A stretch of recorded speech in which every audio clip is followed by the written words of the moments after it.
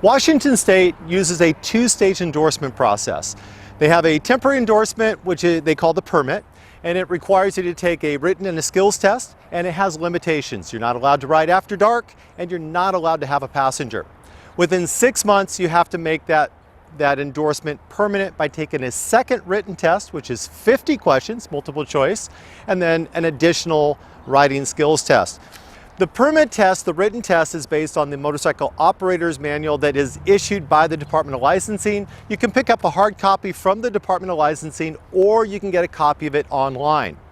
Fair warning, if you find some of the websites that give you a chance to practice ahead of time, none of those sites are legitimate. None of them answer the questions that are in the book. Don't waste your time. In fact, many of those questions are wrong compared to what's on the Washington State test. So make sure you only read the book. Take the test based on what's in the book. The second test, the permanent endorsement test, not the permit, is 50 questions. Some of those questions are in the book. Some of those questions are not. They're basically judgment questions. So that's what's going to happen there. As far as the riding skills test, there is a permit test, or the temporary endorsement.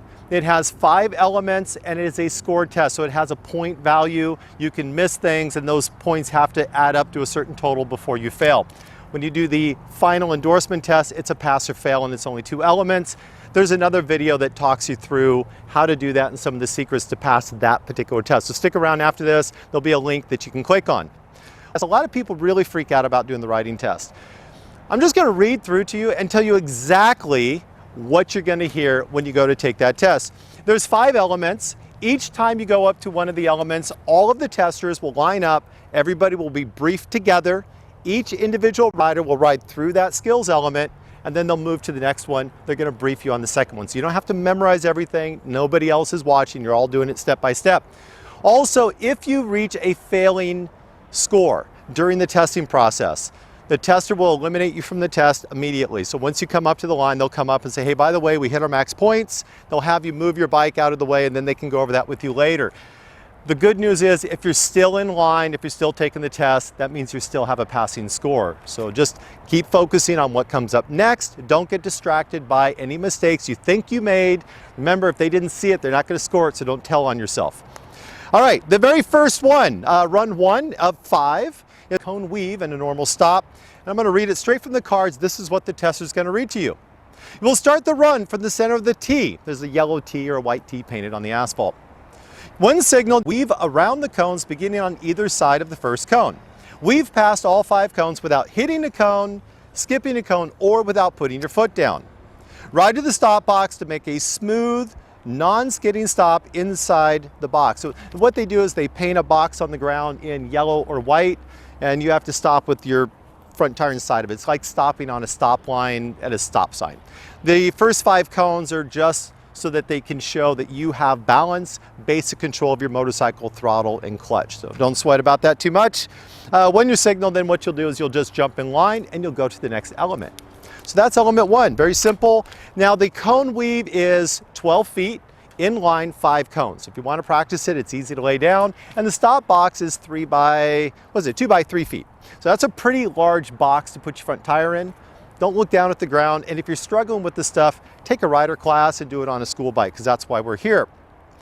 Run number 2 of 5. You will start again from a T painted on the asphalt. One signal, you're going to make a right-hand turn inside some painted lines. It's just basically simulating a right-hand turn from a stop sign going around the curve. Not a big deal. Ride to the U-turn area and complete a U-turn to the left. They'll have painted lines on the ground and a cone on the ground for you to go around. Stop with your front tire inside the stop box, and then you'll get in the other line. The U-turn is 24 feet wide. That's a huge box to make a U-turn in. In fact, the federal standard for a lane width on a highway is 12 feet. So this is essentially making a U-turn in 2 lanes, highway width. Most of your side roads are actually 10 to 12 feet wide anyway. So if you can do a U-turn in 2 lanes, you can pass the U-turn during the class. So they give a pretty wide berth on this. That's element 2, turn from a stop and U-turn.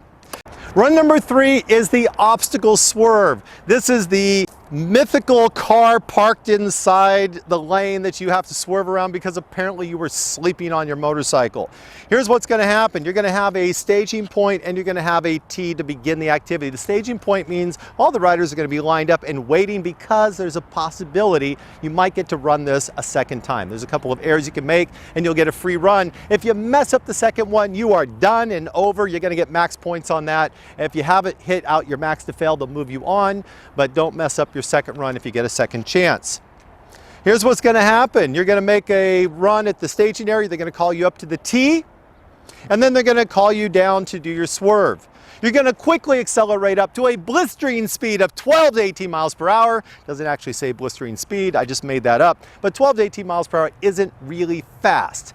The biggest challenge is getting up to that speed in the short run up that you have.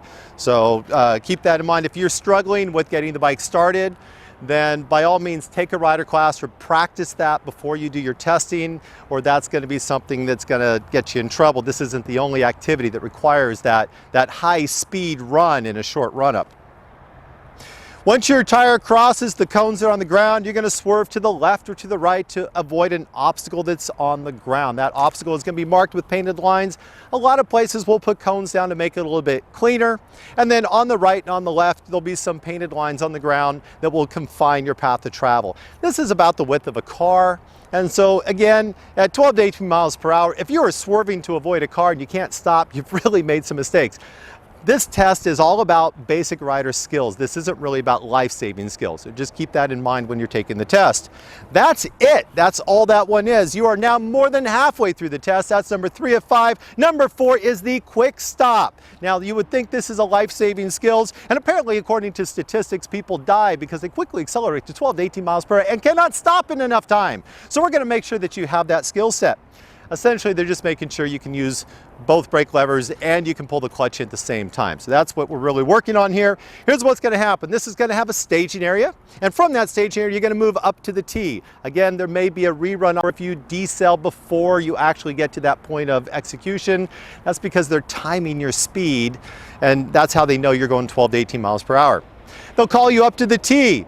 You will then, again, just like the last activity, scream and quickly accelerate to that blistering speed of 12 to 18 miles per hour. The wind blowing in your hair as you're ready to go ahead and stop your motorcycle.